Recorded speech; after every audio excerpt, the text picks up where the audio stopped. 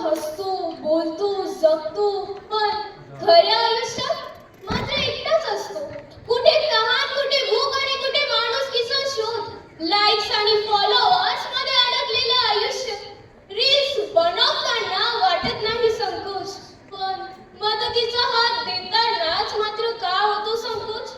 जग बदललं, साधनं बदलली, पण माणसाच्या गरजा नाही बदलल्या. त्याला अजूनही हवं आहे ते प्रेम, ती माया आणि कोणीतरी आपलं म्हणणारं असं मन. आणि म्हणूनच शिर्डीच्या साईबाबांच्या शिकवणीतून मिळणारा हा अमूल्य संदेश, सेवाभाव, मानवता आणि जीवनाचा खरा अर्थ. आणि म्हणूनच आज मी तुम्हा सर्वांसमोर मांडणार आहे श्री साईबाबांच्या शिकवणीतून सेवाभाव विषयक दृष्टिकोन. इथे उपस्थित सर्वांना माझा स्नेह नमस्कार. मी कुमारी पलक प्रसाद उदावन, इयत्ता 10वीची विद्यार्थिनी. माझ्या शाळेचे नाव सेवानिकेतन कॉन्व्हेंट स्कूल कोपरगाव. देव शोधू नकोस मंदिरात, देव शोधू नकोस मंदिरात, तो असतो सेवाभावीच्या नजरेत.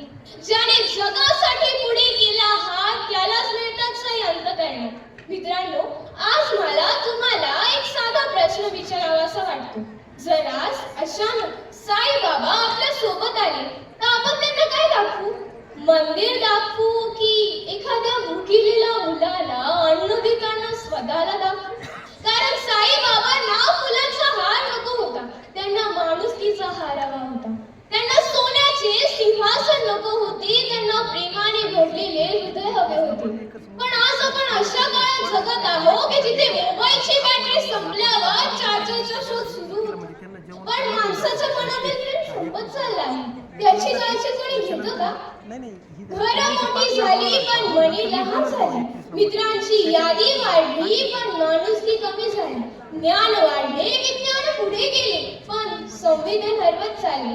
अशा काळी शिर्डीच्या साईबाबांच्या शिकवणीतून मिळणारा हा अमूल्य संदेश, सेवाभाव, मानवता. साईबाबांनी कधी विचारले नाही तुझी जात कोणती, तुझा धर्म कोणता. त्यांनी पाहिले नाही तुझ्याकडे किती पैसा आहे, त्यांनी पाहिले की तुझ्या मनात किती दया आहे. सेवा परमो धर्म, सेवा हा सर्वश्रेष्ठ धर्म आहे. दया धर्मस्य मूल्य, दया हाच धर्माचा पाया आहे. आणि हेच त्यांच्या शिकवणीचे तत्वज्ञान होते. मित्रांनो, आजच्या काळात नुसते पैसे देणे म्हणजे सेवा नाही. आज आपण मंदिरात हजारो रुपयाचा हार अर्पण करतो, पण एखाद्या गरीब मुलाला 100 रुपयाची वही देताना 10 वेळेस विचार करतो. आज आपण मंदिरात लिटरभर दूध अर्पण करतो, पण एखाद्या गरीब मुलाला लिटरभर दूध द्यायला विसरतो. ही भक्ती आहे का? साईबाबा म्हणले असते नाही, माझा देव दगडात नाही, तो प्रत्येक एक जिवंत माणसामध्ये आहे. मित्रांनो, आजच्या काळात आईला स्वयंपाकात मदत करणे ही सेवा आहे. वडिलांचा थकवा ओळखणे ही एक सेवा आहे. शाळेतील एक साधा कागद उचलणे ही एक सेवा आहे. एखाद्या निराश मित्राच्या खांद्यावर विश्वासाने हात ठेवणे ही एक सेवा आहे. माणसाने अंधारात दिवा व्हावा, हरवलेल्या वाटेला दिशा दाखवावं, अंधाराच्या डोळ्यातही स्वप्न पेरावं, जगता जगता थोडं प्रेम घ्यावं, भुकेलेलं अन्न तहानलेलं पाणी द्यावं, जगता जगता साऱ्यांना सोबत घ्यावं, स्वतःसाठी नाही इतरांसाठी जगावं. सेवेतूनच साईंचा मार्ग सापडतो, माणूस गीतच देव खरा भेटतो. ही जाणीव मनात रुजवावी आणि पुढे जात राहावं. कारण हात जोडणारे लाखो भेटतील तुम्हाला, हात जोडणारे लाखो भेटतील तुम्हाला, पण जी खरी सेवा करतील तेच खरे साई भक्त ठरतील. आज सोशल मीडियावर एका फोटोला हजारो लाईक्स मिळतील, पण जी खरी सेवा करतील तेच खरे साई भक्त ठरतील.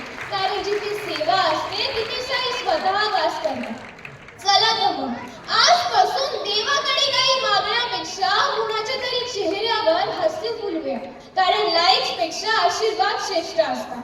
आज आपण आपले ध्येय काय असते? एवढे लाईक्स पाहिजे, तेवढे पाहिजे, पण आजच्या काळाचे ध्येय पाहिजे कुणाची तरी सेवा करणे. कारण स्वामी विवेकानंदांनी हे सांगितलं आहे की जीवनाचा खरा अर्थ म्हणजे सेवा. आणि हे श्री साईंच्या शिकवणीचे तत्वज्ञान होते. कारण भक्तीपेक्षा सेवा श्रेष्ठ असते. आणि